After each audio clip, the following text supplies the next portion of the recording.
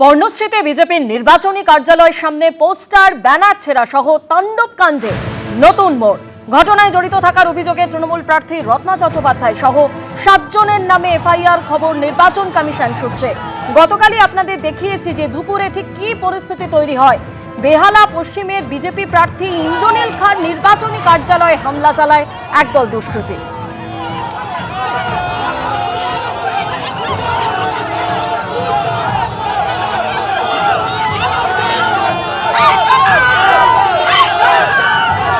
অভিযোগ, পুলিশের সামনেই ছিঁড়ে ফেলা হয় পোস্টার ব্যানার।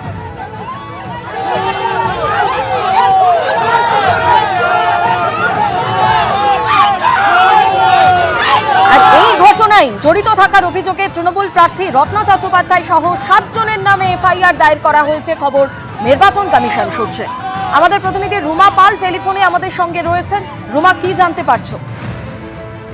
দেখো, জানিয়ে রাখি, পথ অবরোধ, মারধর থেকে শুরু করে অস্ত্র নিয়ে আঘাত এবং গুরুতর অপরাধের মতো অভিযোগ উঠেছে অভিযুক্তদের বিরুদ্ধে।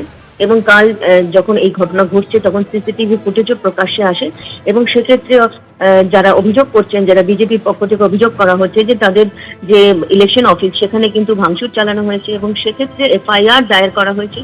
অন্যদিকে জানিয়ে রাখি, পুলিশের সামনেই ঘটেছে এমন ঘটনা, সেটাও বলা হয়েছে এবং পুলিশ কোনো কিছু করেনি।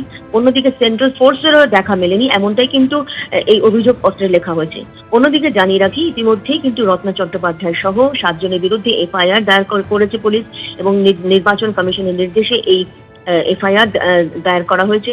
কিছু বেলেবল সেকশন রয়েছে, কিছু নন বেলেবল সেকশন রয়েছে। এখন দেখার, যেহেতু সেন্ট্রাল ফোর্স নেই, এমনটা কিন্তু অভিযোগ বিভিন্ন ক্ষেত্রে বিভিন্ন সময় কিন্তু আসে, সেক্ষেত্রে নির্বাচন কমিশন কি পদক্ষেপ নেয়। ধন্যবাদ রুমা।